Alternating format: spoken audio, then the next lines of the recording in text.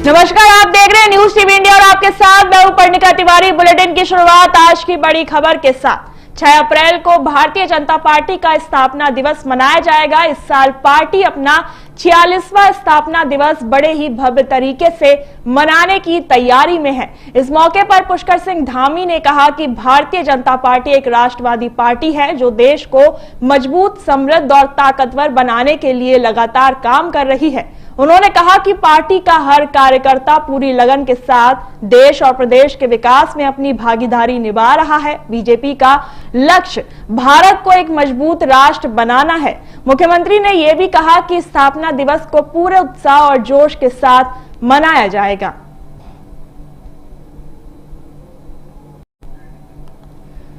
तो बीजेपी का स्थापना दिवस मनाया जाएगा। आपको बता दें कि 6 अप्रैल को भारतीय जनता पार्टी का स्थापना दिवस मनाना जाना है, 46वां स्थापना दिवस। इसको लेकर मुख्यमंत्री पुष्कर सिंह धामी ने यह बताया कि भारतीय जनता पार्टी एक राष्ट्रवादी पार्टी है जो देश को मजबूत, समृद्ध और ताकतवर बनाने के लिए लगातार काम कर रही है। तो ये 6 अप्रैल को भारतीय जनता पार्टी का स्थापना दिवस मनाया जाना है। इससे पहले बीजेपी लगातार तैयारियों में जुटी हुई है। इसको लेकर मुख्यमंत्री पुष्कर सिंह धामी ने साफ कहा है कि भारतीय जनता पार्टी एक राष्ट्रवादी पार्टी है जो देश को मजबूत, समृद्ध और ताकतवर बनाने के लिए लगातार काम कर रही है। इसके साथ ही सीएम धामी ने कार्यकर्ताओं को साफ संदेश दिया है। उन्होंने ये भी बताया है कि हर कार्यकर्ता का विकास में योगदान रहा है। तो सीएम धामी ने बीजेपी को एक राष्ट्रवादी पार्टी बताया है। आपको बता दें कि बीजेपी का 6 अप्रैल को स्थापना दिवस मनाएगी। बहुत बीजेपी का हमारा संगठन गांव-गांव तक पहुंचा है, घर-घर तक पहुंचा है और हर एक जनगण मन उत्तराखंड के हर एक नागरिक के जीवन में सरकार का योगदान हो, सुविधाएं पहुंचे, प्रशासन पहुंचे। इसके लिए हमारे भारतीय जनता पार्टी का हर एक कार्यकर्ता संकल्पबद्ध होकर काम करेगा। 6 अप्रैल हमारे लिए बहुत बड़ा दिन है, एक हमारे लिए महोत्सव की तरह है, उत्सव की तरह है, एक पवित्र दिन है। इस दिन से भारतीय जनता पार्टी प्रारंभ हुई थी और उस स्थापना दिवस पर हम लोग पूरे उत्साह के साथ और संकल्प लेंगे कि और अच्छे काम करें। देहरादून में मुख्यमंत्री पुष्कर सिंह धामी ने शहर के विकास कार्यों, बढ़ते क्राइम पर कार्रवाई और प्रधानमंत्री के आने वाले दौरे को लेकर बड़ी जानकारी दी है। मुख्यमंत्री ने बताया कि 14 अप्रैल को प्रधानमंत्री नरेंद्र मोदी दिल्ली देहरादून एक्सप्रेसवे को जनता को समर्पित करेंगे। इस कार्यक्रम को लेकर लोगों में काफी उत्साह है और सभी बेसब्री से इस दौरे का इंतजार कर रहे हैं। सीएम धामी ने कहा कि राज्य में विकास कार्य तेजी से चल रहे हैं और कानून व्यवस्था को मजबूत करने के लिए ऑपरेशन प्रहार के तहत सख्त कार्रवाई की जा रही है। उन्होंने भरोसा दिलाया कि उत्तराखंड को एक बेहतर और सुरक्षित राज्य बनाने के लिए सरकार जो है वो लगातार काम कर रही है। तो ये जानकारी जो है मुख्यमंत्री पुष्कर सिंह धामी ने दी है। आपको बता दें कि 14 अप्रैल को प्रधानमंत्री नरेंद्र मोदी का देहरादून दौरा है। वो यहाँ पर दिल्ली देहरादून एक्सप्रेसवे की सौगात देंगे उत्तराखंड वासियों को। इससे उनके आने जाने का जो समय है वो काफी कम होगा। इसके साथ ही मुख्यमंत्री पुष्कर सिंह धामी ने यह भी बताया कि जिस तरीके से प्रदेश में क्राइम बढ़ रहा है और उसको लेकर भी किस तरीके से ऑपरेशन प्रहार लगातार चलाया जा रहा है, तो उत्तराखंड को सुरक्षित और बेहतर बनाने का लक्ष्य धामी सरकार की तरफ से। देखिए, अभी आदरणीय प्रधानमंत्री जी का 14 अप्रैल को इसी माह देहरादून का जो हमारा एक्सप्रेस वे है दिल्ली देहरादून, वो जनता को समर्पित करने का कार्यक्रम प्रस्तावित है और हम सब लोगों में बड़ी एक तरह से मैं कहूँ उत्साह है लोगों में। बड़ा तीव्र गति से सब लोग, उत्तराखंड के भी और देश के भी लोग चाहते हैं कि प्रधानमंत्री जी आएंगे तो अन्य चीजें भी यहाँ पर होंगी, अन्य विकास योजनाओं को भी जनता को समर्पित करेंगे, क्योंकि उत्तराखंड की जनता से, उत्तराखंड राज्य से उनका एक विशेष लगाव है, आध्यात्मिक लगाव भी है, व्यक्तिगत जुड़ाव भी है। उनके हृदय में उत्तराखंड बसता है। इस कारण से उत्तराखंड में अनेक परियोजनाएं उनके प्रधानमंत्री बनने के बाद चालू हुई हैं, चाहे वो सीमांत क्षेत्रों का विकास हो, चाहे वो उन गांवों का और उन क्षेत्रों का उन्होंने प्रवास किया है जहां कभी पहले कोई प्रधानमंत्री नहीं गए थे। चाहे वो माड़ा गांव हो जिसको देश का अंतिम गांव कहा जाता था, उन्हें पहले गांव की संज्ञा दी, या मुखवा हरसिल जो गंगा जी का मायका है, वहां आकर शीतकालीन यात्रा को प्रोत्साहित करना हो, शीतकालीन यात्रा में सम्मिलित होना हो, या हमारा आदि कैलाश क्षेत्र जो 17,000 फुट की ऊंचाई पर है, वहां आकर आदि कैलाश पार्वती कुंड के उन्होंने दर्शन किए। और आपदा का समय हो या कोई अन्य समय हो, अभी भी आपदा के समय में भी हम सबके बीच में आकर उन्होंने सभी उत्तराखंड वासियों का उस समय कहीं ना कहीं प्रोत्साहन किया था। तो इस पर तमाम अपडेट देने के लिए हमारे साथ हमारे सहयोगी पुष्कर सिंह नेगी, ब्यूरो चीफ, जुड़ चुके हैं। पुष्कर जी, बहुत बहुत स्वागत है आपका। पुष्कर जी, 14 अप्रैल को पीएम नरेंद्र मोदी का उत्तराखंड दौरा है। वो यहां पर उत्तराखंड के लोगों को सौगात देंगे, दिल्ली देहरादून एक्सप्रेसवे का उद्घाटन करेंगे। इससे को लेकर क्या कुछ जो तैयारियां हैं वो वहां की जा रही हैं, और जनता का सफर अब किस तरीके से आसान होने वाला है? बिल्कुल, देखिए पंडिका, आपने सही कहा कि प्रधानमंत्री नरेंद्र मोदी का जो प्रस्तावित कार्यक्रम था वो 14 अप्रैल को सुनिश्चित हुआ है। उत्तराखंड के दौरे पे आएंगे और दौरे को लेकर जिस तरह जो अटकलें थी वो अब क्लियर हो गए हैं, क्योंकि आपने देखा होगा कि मुख्यमंत्री पुष्कर सिंह धामी ने भी कह दिया है कि 14 अप्रैल को जो है प्रधानमंत्री नरेंद्र मोदी का जो कार्यक्रम है वो देहरादून में है। और देहरादून दिल्ली देहरादून जो एक्सप्रेस जो बनके तैयार हो गया, इसकी सौगात जरूर प्रदेशवासियों को मिलेगी, क्योंकि जहां देहरादून से दिल्ली जाने के लिए जो 7 से 8 घंटे का सफर तय करना पड़ता था, लेकिन पढ़ने का जब ये एक्सप्रेस से जो है जनता को संरक्षित हो जाएगा तो 2.5 घंटे में आप दिल्ली का सफर, यानी देहरादून से और दिल्ली का जो सफर है वो 2.5 घंटे का हो जाएगा। हालांकि जिस तरह से आपने भी कहा कि जो तैयारी की अगर मैं बात करूं तो तैयारी को लेकर जो है, चाहे वो बीआरओ हो, चाहे वो एनएच के कर्मचारी हो, चाहे वो पुलिस प्रशासन हो, चाहे पीआरडी हो, क्योंकि प्रधानमंत्री का प्रोटोकॉल आपको मालूम ही है, प्रोटोकॉल जो दूसरी टाइप का होता है, इसमें जो है टप्पे टप्पे पे जो है पुलिस आपको देखने को मिलेगी। आपको जो है सुरक्षा व्यवस्था की अगर बात करूं तो एसपीजी यहाँ पे पहुंची हुई है, स्काउट यहाँ पे पहुंचा, तो क्योंकि 1 हफ्ते से कम का समय बचा हुआ है, तो कहीं ना कहीं प्रधानमंत्री नरेंद्र मोदी का जो दौरा है, क्योंकि लगातार जो है आपने भी देखा कि मुख्यमंत्री पुष्कर सिंह धामी कह रहे थे कि जब माड़ा गांव पहुंचे, उसके बाद जो है आपके जो है आदि कैलाशेश्वर पहुंचे, महुआ पहुंचे, तो जो दूरस्थ इलाके हैं यहाँ पे प्रधानमंत्री जरूर पहुंचे हैं, क्योंकि अब 19 तारीख से जो है पहले का 19 तारीख से जो है 19 अप्रैल से जो है यानी कि 4 धाम यात्रा भी चलनी है। तो हो सकता है कि उत्तराखंड वासियों को और सौगात भी जो है नरेंद्र मोदी जो है देने की कोशिश करेंगे, लेकिन अभी जो मेन मुद्दा है या जो मेन जो उनका जो कार्यक्रम है वो एक्सप्रेस को जो है 14 अप्रैल को आएंगे और इसका उद्घाटन करेंगे, और उत्तराखंड ही नहीं पूरे प्रदेश की जनता को जो है इसको समर्पित करेंगे। पंडिता जी जी, बिल्कुल पुष्कर जी, एक बात और बताइए, जिस तरीके से मुख्यमंत्री पुष्कर सिंह धामी ने ऑपरेशन प्रहार के बारे में जानकारी दी, तो इसमें राज्य में बढ़ते अपराध पर नियंत्रण के लिए ऑपरेशन प्रहार के तहत क्या कुछ जो तमाम कदम है वो उठाए जा रहे हैं धामी सरकार की तरफ से? बिल्कुल बिल्कुल, देखिए पंडिता, आपने सही कहा कि उत्तराखंड जो है लगातार जो है यहाँ पे जो वारदातें होती रही हैं। देहरादून की अगर मैं खासकर बात करूँ तो देहरादून में आपने देखा होगा कभी जो है तिब्बती मार्केट में खुलेआम जो गोली मार दी जाती है, उसके बाद चापर से जो है मच्छी बाजार में जो लड़की का सर धड़ कर दिया जाता है, उसके बाद जो है सिल्वर सिटी के पास जो है दिन दहाड़े जो गोली चल जाती है। तो इसको लेकर जो है मुख्यमंत्री की अगर मैं बात करूँ ऑपरेशन प्रहार को लेकर जो है पुलिस प्रशासन को, चाहे वो लॉ एंड ऑर्डर के डीजीपी हों या आपके जो दीपम सेठ हों या मुख्यमंत्री पुष्कर सिंह धामी हो, तमाम सारे आला अधिकारियों के साथ उन घटनाओं के बाद जो है समीक्षा बैठक भी की गई, और उसके बाद से जो है अभी की अगर मैं बात करूँ तो पुलिस प्रशासन जो आपको चप्पे चप्पे पे दिखेगा, कहीं ना कहीं मुख्यमंत्री पुष्कर सिंह धामी ने सख्त से सख्त निर्देश दिए। यदि अपराध उत्तराखंड में होगा, अपराध को लेकर जो है जो उनकी सरकार है, उत्तराखंड की जो सरकार है वो बड़ी संवेदनशील है, क्योंकि तमाम सारी घटनाएं जो है आए दिन जो है देहरादून में होती थी, लेकिन अभी का, क्योंकि अभी मैं सिल्वर सिटी की अगर बात करूँ तो दिन दहाड़े जो गोली प्रॉपर्टी का विवाद में जो आए थे उनको जो यहाँ पे गोली मार दी, कल ही जो है रात जो है उनका जो है इनकाउंटर यहाँ पे कर विजुअल्स है इनकी तरफ से, एक बार देख लीजिए, चेक।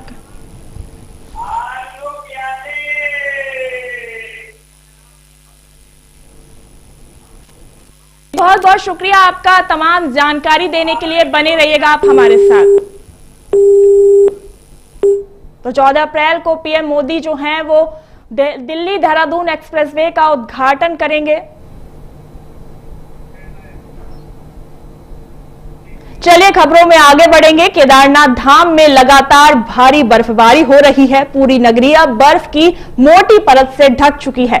बर्फबारी का सबसे बड़ा असर मंदिर और तीर्थ यात्रा की तैयारियों पर भी पड़ा है। मंदिर के कपाट 22 अप्रैल को खुलने वाले हैं, लेकिन इतनी भारी बर्फबारी के कारण कंस्ट्रक्शन, सफाई और अन्य तैयारियों का काम काफी धीमा हो गया है। अधिकारी लगातार मौसम पर नजर बनाए रखे हैं और कोशिश कर रहे हैं कि तीर्थ यात्रा समय पर सुरक्षित और सुचारू रूप से शुरू हो सके। बर्फबारी से रास्तों पर भी स्थिति खराब हो गई है। वाहन और यात्री दोनों ही प्रभावित हो रहे हैं। कई कामगार और अधिकारी बर्फ हटाने और सुरक्षा सुनिश्चित करने में जुटे हुए हैं। अधिकारियों ने तीर्थयात्रियों से अपील की है कि वे यात्रा पर निकलने से पहले मौसम की जानकारी अवश्य लें, साथ ही सुरक्षा नियमों का पालन करें और सावधानी जरूर बरतें। केदारनाथ में भारी बर्फबारी का असर आने वाले हफ्तों तक जारी रहने की संभावना है।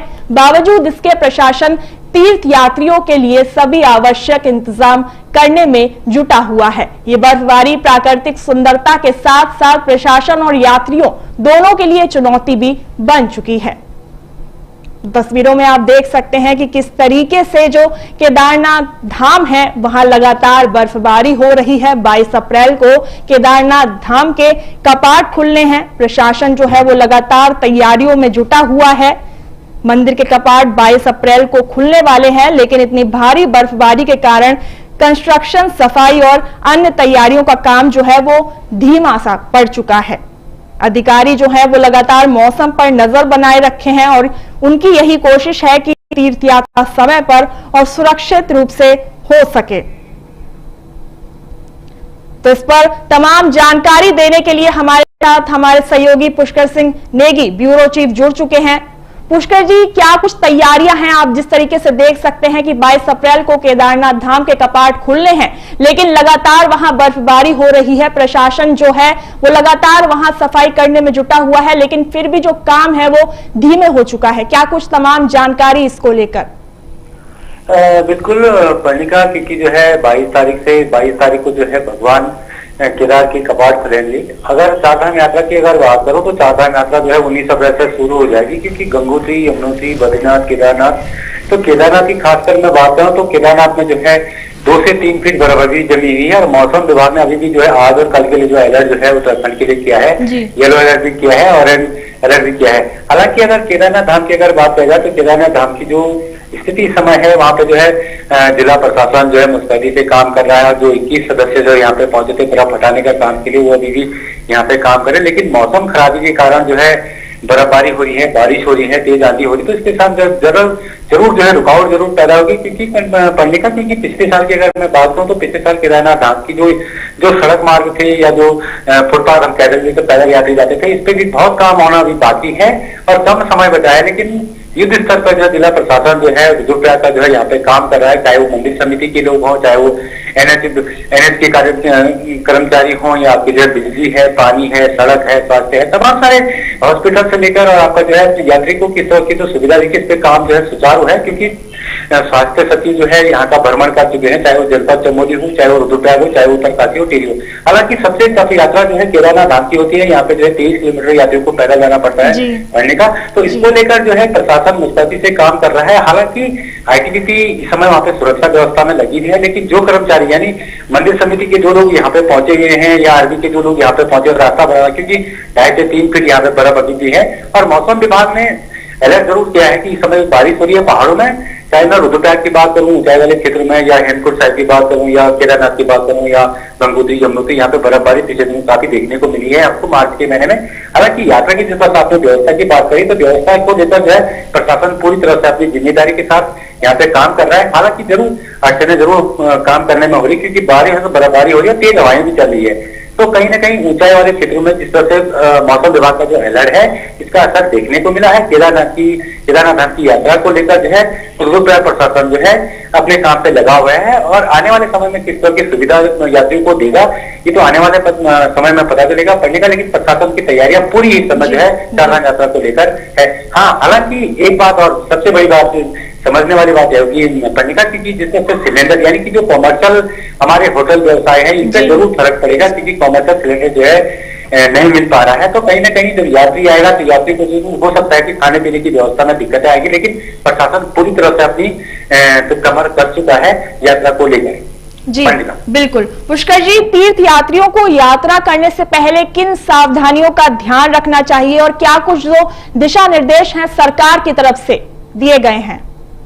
बिल्कुल पंडित, आपने सही कहा कि जब चारधाम यात्री जो चाहे वो गुजरात से चलता हो या मध्य प्रदेश से चलता हो या दिल्ली से चलता हो, इनको लेकर क्योंकि पंजीकरण की जो व्यवस्था है, पंजीकरण जरूर जो है इस समय 10 लाख से ऊपर का पंजीकरण हमने देखने को मिला है। पिछले हफ्ते की अगर बात करूं तो 10 लाख से ऊपर का पंजीकरण यात्री में करते थे। हालांकि मौसम को लेकर सबसे बड़ी बात जो है, मौसम को लेकर जो है यात्रियों को जो उत्तराखंड में आना पड़ेगा, क्योंकि इस बार मार्च के महीने से लेकर और अभी तक जो है बारिश और बर्फबारी का दौर है। हालांकि स्वास्थ्य की व्यवस्थाओं की अगर मैं बात करूं, चाहे वो रुड़की हो, चाहे वो आपका हरिद्वार हो, चाहे ऋषिकेश हो या देहरादून के जहाँ पे चेक पोस्टें बने हैं, परिवहन विभाग अपने अपना काम कर रहा है, पुलिस विभाग अपनी काम, यानी कि यात्रियों को जो यात्री इस समय चारधाम का है उसको पूरी सुविधा देने की कोशिश जो है उत्तराखंड सरकार की करी, क्योंकि 2027 का चुनाव भी नजदीक है और उसके बाद नंदा राजजात भी होना है। तो इसको लेकर भी प्रशासन की पूरी तैयारी है, स्वास्थ्य को लेकर भी और आपका जो है सड़कों को लेकर भी और बिजली को लेकर भी तमाम सारी सुविधाएं जो है देगी। हालांकि पंजीकरण की मैं अगर बात करूं तो पंजीकरण आवश्यक है और उसके बाद अगर आप मंदिर में पहुंचते हैं, मंदिर प्रांगण में पहुंचते हैं तो वहां पे आपको जो है पूरी व्यवस्थाओं के साथ आपको देखना पड़ेगा कि किस तरह से प्रशासन ने यहाँ पे अपने गाइडलाइन जारी की है। और गाइडलाइन जरूर जारी की है, क्योंकि मंदिर परिसर में आप मोबाइल ले भी जा सकते हैं, 50 मीटर की दूरी पर आप देखना तो सेल्फी आप खींच सकते हैं सब, और गैर हिंदू समुदाय यहाँ पहुंच नहीं सकते। बहुत सारे मुद्दे हैं समझ चारधाम यात्रा के सामने आएंगे पड़ने का, लेकिन शासन ने और प्रशासन ने जो है पूरी व्यवस्था अपनी कर ली। हालांकि पूर्ण जिम्मेदारी जो है स्थानीय प्रशासन की हो जाती है या मंदिर समिति की हो जाती है, सरकार तो भूलती है, सचिव तो भूलता है, लेकिन पूर्ण जिम्मेदारी जो पुलिस प्रशासन की हो जाती है। इनको दर्शन भी कराने हैं, लाइन में लगने हैं और उसके बाद जो है जो गैर समुदाय की कुछ ऐसा रजत तो पहुंच जाता है उस पर कार्रवाई करें। तो बहुत सारी जो हमारी जो चारधाम यात्रा होगी 2026 की, जरूर इसमें जो है शासन ने और प्रशासन ने जो है यात्रियों को भरपूर सहयोग करने की समय कोशिश और पूरी की, चाहे वो रुद्रप्रयाग का प्रशासन हो, चाहे चमोली का प्रशासन हो, चाहे आपका गंगोत्री, यमुनोत्री और उत्तरकाशी के प्रशासन, क्योंकि जिलाधिकारी लगातार जो है मीटिंगों का दौर कर रहे हैं, चाहे वो आपका सड़क से हो, चाहे स्वास्थ्य से हो, चाहे आपका होटल व्यवसाय से। मैंने अभी कहा कि होटल व्यवसाय को जरूर दिक्कत आ सकती है क्योंकि कॉमर्शियल सिलेंडर, लेकिन यात्रियों को इस समय जो है पूरी व्यवस्था जो है सरकार कर रही है रहने की, खाने की, और क्योंकि कुंभ भी आने वाला है, कुंभ की व्यवस्था भी होगी। इस समय जो है पूरा प्रशासन जो है अपनी व्यवस्थाओं पर जुटा हुआ है। जी पुष्कर जी, बहुत बहुत शुक्रिया आपका हमारे साथ जुड़ने के लिए और तमाम अपडेट देने के लिए। तो 22 अप्रैल को केदारनाथ के कपाट खुलने हैं, उससे पहले प्रशासन जो है वो लगातार तैयारियों में जुटा हुआ है।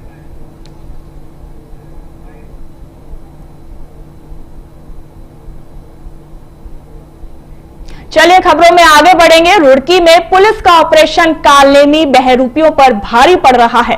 मुख्यमंत्री पुष्कर सिंह धामी के निर्देश पर यह अभियान चलाया जा रहा है। जानकारी के अनुसार कुछ लोग बाबा का भेष बनाकर गंगा किनारे और रेलवे स्टेशन के आसपास लोगों को झांसा दे रहे थे। ये लोग जादू टोना के नाम पर लोगों को गुमराह कर रहे थे।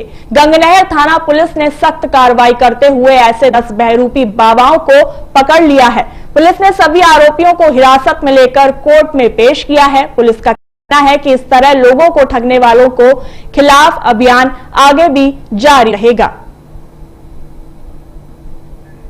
तो ये खबर रुड़की से, जहां बहरूपीय का भेष बनाकर कुछ बाबा जो हैं वो लोगों से ठगी का काम कर रहे थे। इस दौरान जब प्रशासन को ये पूरी जानकारी मिली तो उन्होंने उनका पर्दाफाश किया। आप तस्वीरों में देख भी सकते हैं किस तरीके से पुलिस ने इन बहरूपियों को दबोचा है। दरअसल ये गंगा किनारे और स्टेशन के पास बहरूपी बनकर जो तमाम लोग हैं उनसे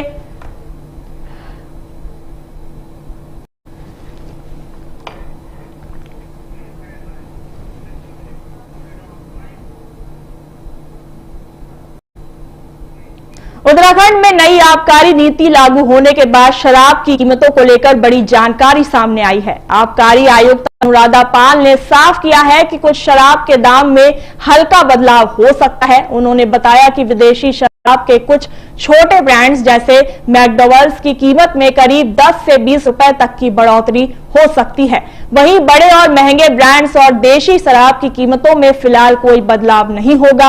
आबकारी विभाग ने इस साल 5,400 करोड़ रुपए का बड़ा लक्ष्य रखा है। अब तक 700 दुकानों का आवंटन हो चुका है और करीब 2,550 करोड़ रुपए का राजस्व भी मिल चुका है। मैदानी जिलों में पूरी प्रक्रिया पूरी हो चुकी है, जबकि कुछ पहाड़ी जिलों में काम अभी जारी है। विभाग का कहना है कि तय लक्ष्य को हासिल करने के लिए तेजी से काम किया जा रहा है।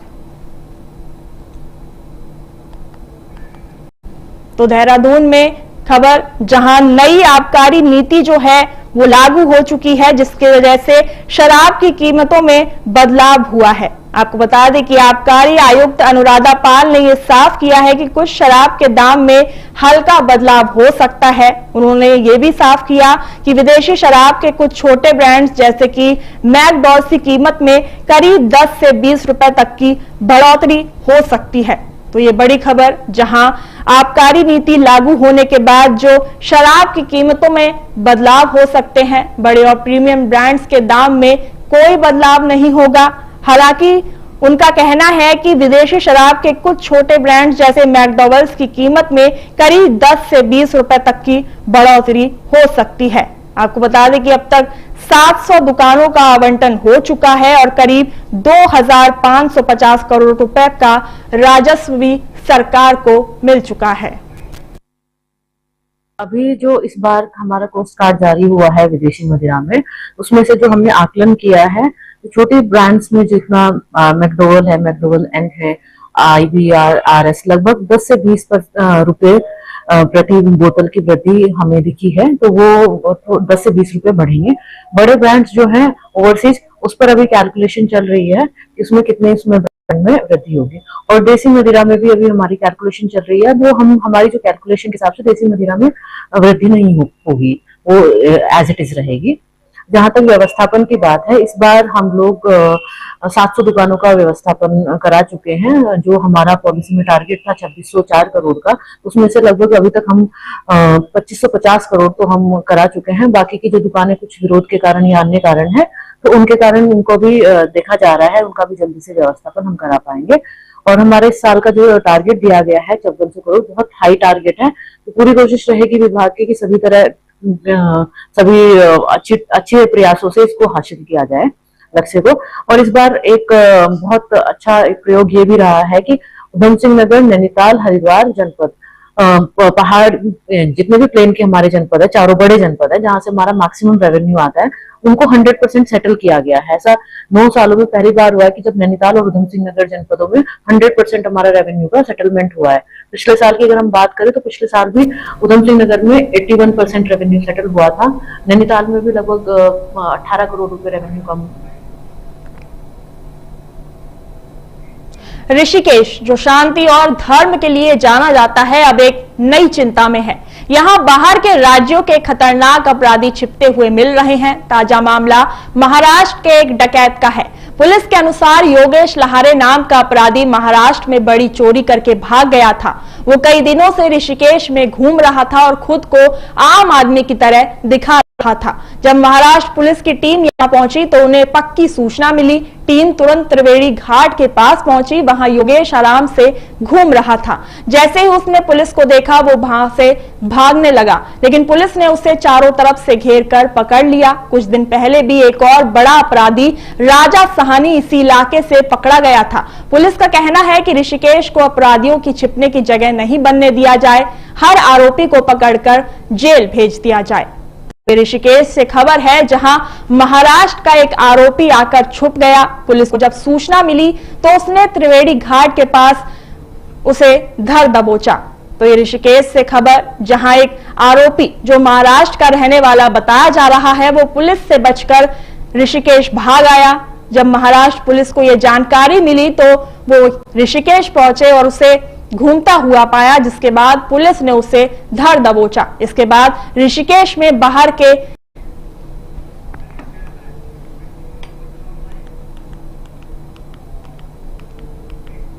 विकास नगर पुलिस ने सुरक्षा को ध्यान में रखते हुए ऑपरेशन प्रहार चलाया है। इस अभियान के तहत पुलिस सख्ती से वाहनों की जांच कर रही है। ताजा कार्रवाई में यह खबर सामने आई है कि पुलिस ने कुल 75 वाहनों पर कार्रवाई की है। इनमें कई वाहनों को सीज किया गया है, जबकि कई लोगों के चालान भी काटे गए हैं।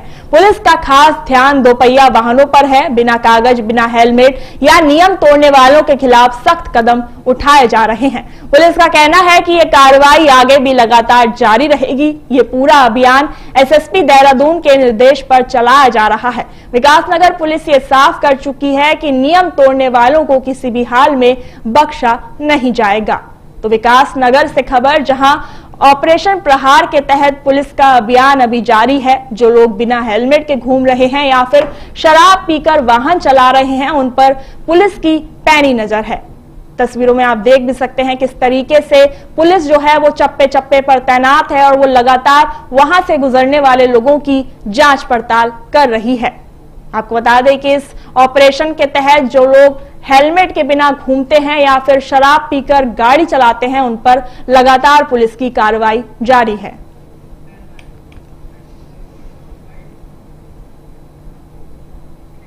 खबर ऋषिकेश से, जहां कॉलेज में आज छात्रों का गुस्सा फूट पड़ा। परीक्षा रिजल्ट में बार बार हो रही गलतियों से परेशान छात्रों ने जोरदार विरोध किया। एनएसयूआई के कार्यकर्ताओं और छात्र छात्राओं ने मिलकर प्रशासनिक भवन में ताला लगा दिया और जमकर नारेबाजी की। छात्रों का कहना है कि रिजल्ट में गलती से उनका भविष्य खराब हो रहा है, लेकिन बार बार शिकायत के बाद भी कोई समाधान नहीं निकला। मामला बढ़ने पर पुलिस मौके पर पहुंची और छात्रों को हटाने के लिए हल्का बल भी प्रयोग किया गया। इसके बाद कई छात्रों को हिरासत में भी लिया गया। छात्र नेताओं ने पुलिस की कार्रवाई की कड़ी आलोचना की। उनका कहना है कि शांतिपूर्ण विरोध करना उनका अधिकार है। छात्रों ने साफ चेतावनी दी है कि अगर जल्द समस्या का समाधान नहीं हुआ तो पूरे कॉलेज में तालाबंदी की जाएगी।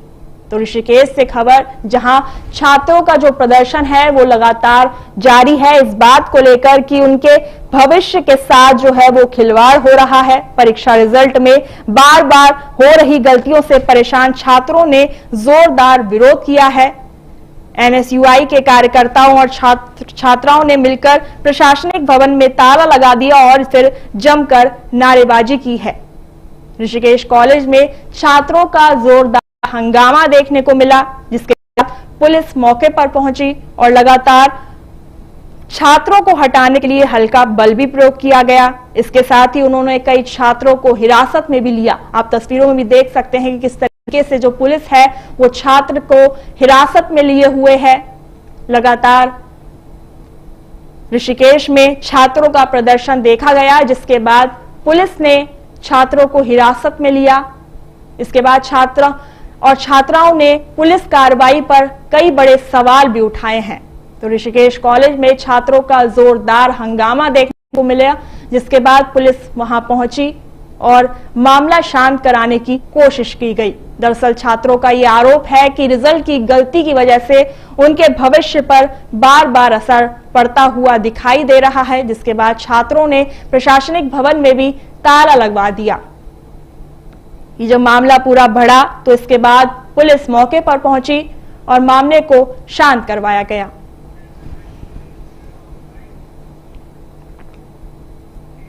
खबर देहरादून से, जहां राजपुर इलाके में पुलिस और बदमाशों के बीच मुठभेड़ हुई है। ये कार्रवाई ब्रिगेडियर मुकेश हत्याकांड से जुड़े आरोपियों को पकड़ने के लिए की गई। पुलिस को सूचना मिली थी कि संदिग्ध आरोपी इलाके में छिपे हुए हैं। इसके बाद पुलिस ने सघन चेकिंग शुरू की। इसी दौरान गुनियाल गांव के जंगल में पुलिस ने एक आरोपी को पकड़ लिया। वहीं दूसरा आरोपी भागने लगा और उसने पुलिस पर फायरिंग कर दी। जवाब में पुलिस ने भी आत्मरक्षा में गोली चलाई, जिसमें आरोपी के पैर में गोली लग गई और वो घायल हो गया।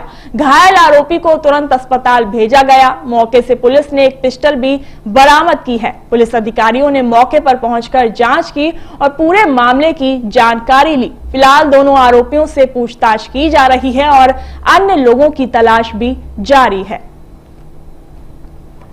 तो खबर देहरादून से, जहां पुलिस और आरोपी के बीच मुठभेड़ हुई है। जंगल में पुलिस ने आरोपी को पकड़ा। ये कार्रवाई ब्रिगेडियर मुकेश हत्याकांड से जुड़े आरोपियों को पकड़ने के लिए की गई। जब पुलिस को यह सूचना मिली कि आरोपी जो है वो संदिग्ध इलाके में छिपा हुआ है। इसके बाद पुलिस ने सघन चेकिंग अभियान शुरू किया और आरोपी को पकड़ लिया गया, जिसके बाद उसे जंगल से पकड़ के उस पर कार्रवाई की गई। इसके साथ ही आपको बता दें कि जो दूसरा आरोपी रहा वो भागने लगा, उसने पुलिस पर फायरिंग भी की इस दौरान, जिसके जवाब में पुलिस ने उसके पैर पे गोली चलाई। हालांकि जो दूसरा आरोपी है वो घायल है और उसे तुरंत अस्पताल भेजा गया।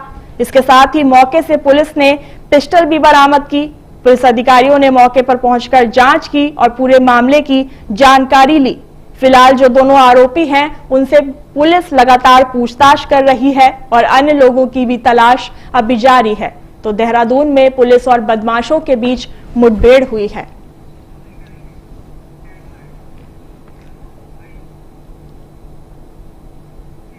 तो फिलहाल के लिए मेरे साथ इस बुलेटिन में बस इतना ही। बाकी देश और दुनिया की तमाम बड़ी खबरों के लिए देखते रहिए न्यूज़ टीवी इंडिया। नमस्कार।